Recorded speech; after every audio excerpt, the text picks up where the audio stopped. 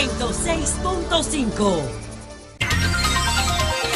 Son las 8, son las 9:13 minutos. Bueno, sería importante que las autoridades le explicaran al país desde las políticas oficiales qué se está haciendo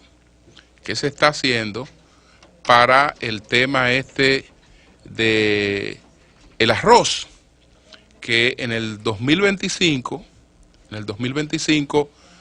terminan las restricciones.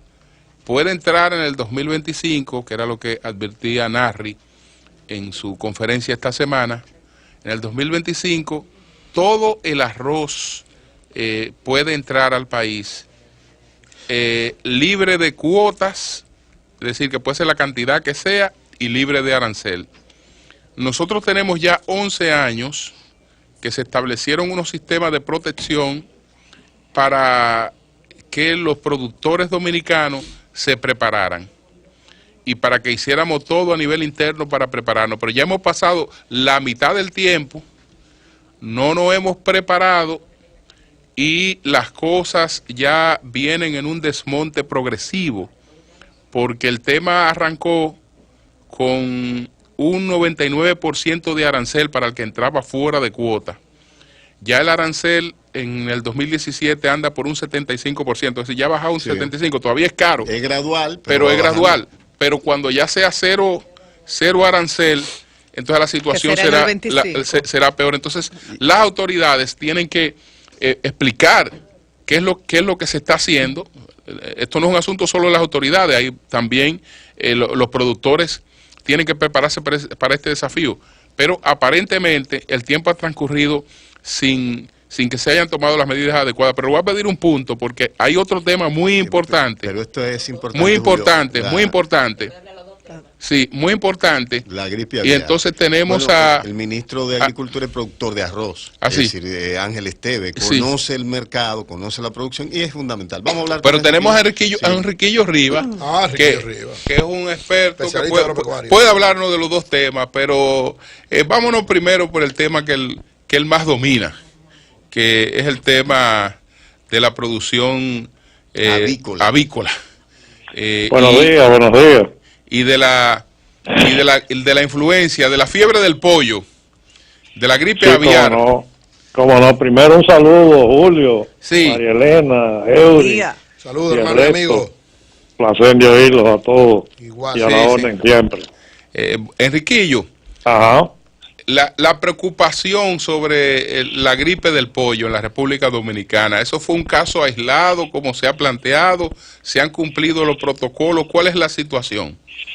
No, lo que se están cumpliendo son los pronósticos. ¿Los pronósticos?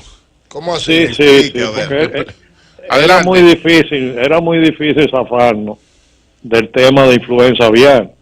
Y la ocurrencia presente es más que una repetición de lo que sucedió allá por el 2007. En este caso sí es peor, porque en el 2007 fue en unas trabas por Higüey de gallos y una gallina, una sola, que salió positiva en la feria ganadera, en el CONAPROPE. Pero en este caso, en el corazón del Cibao y en un radio donde hay docenas por lo menos se han contabilizado 51 granjas en el área de Moca. Y como yo he dicho varias veces, si al diablo le hubieran preguntado dónde hacer daño, hubiera colocado la influenza en ese sitio. Ahora, cuando dice era muy difícil zafarnos, ¿esto por fallos de parte de las autoridades o es un ciclo natural en ese mercado que es inevitable? Todo se conjuga. Primero, la migración de aves silvestres, salvajes, del norte del hemisferio hacia abajo. Ha cambiado un poco el patrón por el cambio climático, los patos y esas cosas. Y localmente no podemos decir que las autoridades tienen la culpa, sino que el país no se preparó, no hay bioseguridad. En 50 y pico de años aquí no han habido ocurrencias. Aquí han habido chismes sobre la avicultura, de las hormonas, de los gusanos y esas cosas, pero episodias o epidemias no han habido. Pues y entonces los granjeros, pues al no tener la necesidad de medidas de bioseguridad, porque nunca pasaba nada, se confiaron, no crearon una conciencia específica, y en un mundo lleno de influenza aviar, hay más de 70 países afectados, pues República Dominicana, les repito, no era difícil predecir que eso iba a pasar, ni tampoco es difícil predecir que vuelva a pasar. Pero ¿cuál es la situación hoy, Enriquillo? Porque dice que ahí en esa área hay 51 granjas, pero solamente una dicen que fue la afectada. Hoy, ¿cuál es la situación? No. Hay más de una, pero el procedimiento de identificación y también evaluar la difusión del problema no se ha completado, es muy temprano. Apenas se tienen 3 semanas trabajando en eso. Se habla de que es un foco, técnicamente, ¿es lo correcto? Hasta que no se terminen los muestreos, inclusive que abarquen el país, no se podría determinar de que es un foco circunscrito. Ahora, mientras tanto, es como cuando usted tira una piedra en un charco, que hay unas ondas concéntricas del efecto de la piedra, que se va agrandando. Eso pudiera pasar. Y el Cibao está piquero. ¿Tenemos en el país laboratorios que puedan darnos un diagnóstico certero? Y ¿cómo no? ¿qué se puede hacer para hacerle frente a este problema? Lo han hecho. El laboratorio de instituciones pecuarias en Moca fue el primero que identificó el virus H5N2. Luego el laboratorio central lo confirmó, se mandaron muestras a los Estados Unidos, lo reconfirmaron, y se está enviando mucho más muestras a esos 3 laboratorios, y debería auxiliarse de gobiernos como el de Francia, en Martinica, que hay un buen laboratorio, para ampliar la cobertura de investigación, de hacer la mayor cantidad posible semanal de muestras que indiquen hasta dónde llega la difusión, y también monitorear de que no haya otro virus mezclado, y mantener la categoría del virus que no es patógeno, es decir, no enferma al ser humano. Efectivamente, ¿qué es la gripe aviar? ¿Qué consecuencias puede tener en términos agrícolas, pero también en términos de la salud y de la seguridad alimentaria en el país? Bueno, como morbo, como enfermedad, es tenue. Ahora bien, como difusión, al ser un virus, es muy errática, y pudiera ser mayor o menor el radio de acción, eso es una cosa. Desde el punto de vista de seguridad alimentaria, sí es preocupante, porque entre las medidas que hay que tomar para, mientras tanto, aislar las ocurrencias de este virus, es el sacrificio de aves. Ya se sacrificaron casi 50,000 gallinas ponedoras de diferentes edades, y donde quiera que aparezca un nuevo reactor positivo, habrá que tomar medidas. Ya eso el gobierno determinará qué va a hacer, pero hay que recordar lo que se hizo en el 2007, que se aunaron las instituciones, Obras Públicas, Fuerzas Armadas, Cancillería, Salud Pública, Agricultura. Tiene que haber una cooperación absoluta, porque, por ejemplo, en esto, si usted necesita 20 camionetas para andar muestreando y un equipo técnico de 60 personas, usted necesita recursos extraordinarios. Así es. Hay que echarle mano de donde estén. Cuando estas aves se sacrifican, sobre todo las gallinas ponedoras, bueno, es una pérdida porque no pueden seguir produciendo, pero esa carne puede ser consumida por... Absolutamente, claro que sí. Claro que sí. Con ese virus H5N2 no hay recomendación en contrario. Ahora bien, el problema está que si usted lo va a sacrificar, debería ser de una manera muy dirigida.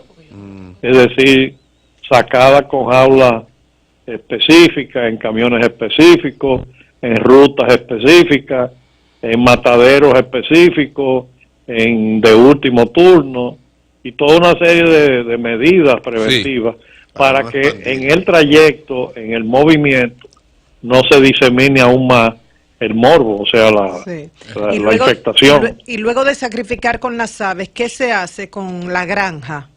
Porque ¿queda contaminada o sí, la granja se limpia a fondo, se deja despoblada y durante 3 meses no hay actividad inventario y luego se colocan unos centinelas, unas gallinas sanas que vienen de otro sitio, se colocan allí dentro, se muestrean serológicamente y en laboratorio, y si no se encuentra presencia de virus de nuevo, entonces se declara ya en libertad de volver a criar. Estas centinelas actúan como conejillos de India. Debo aprovechar, Enriquillo, debo aprovechar que fuiste uno de los negociadores del Tratado de Libre Comercio, aunque a veces hubo alguna diferencia con la ministra, pero... Muchas diferencias.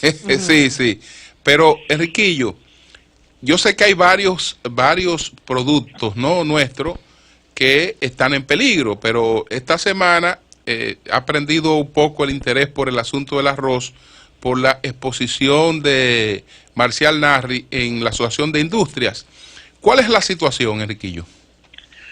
Bueno, la situación es muy repetitiva en cuanto a mencionar las causas.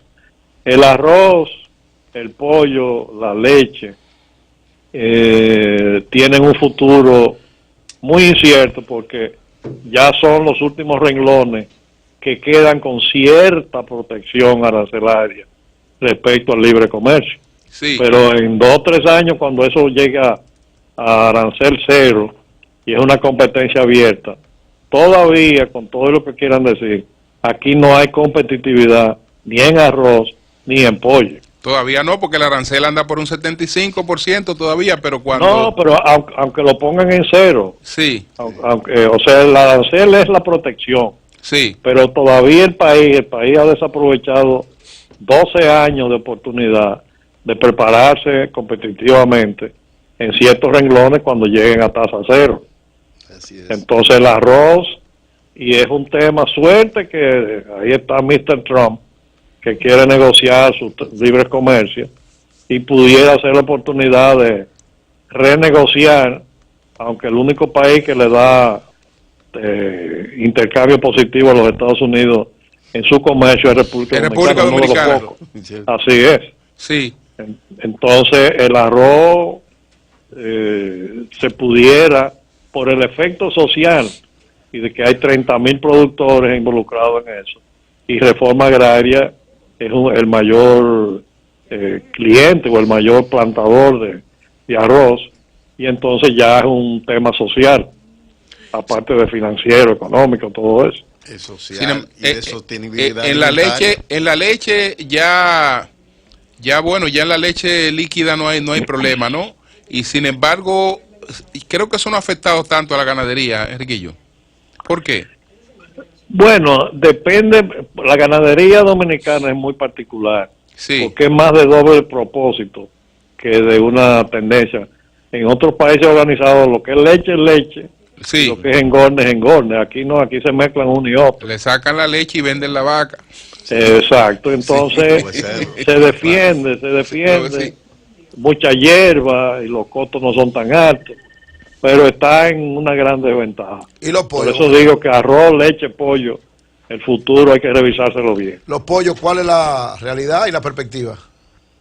Bueno, la realidad de los pollos es que ya prácticamente todos los cortes, todas las carnes entran libres. Se nota la competencia. Y de se cerdo. Nota. Cerdo estamos importando, según entiendo, muchísimo. Incluso ha caído la producción por eso.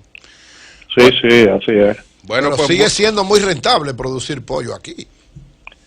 No tanto. ¿Cómo Si que usted no? busca las estadísticas, se da cuenta de que de 10 meses del año, 5 se ha perdido, y 3 se ha ganado poco, y 2 bastante.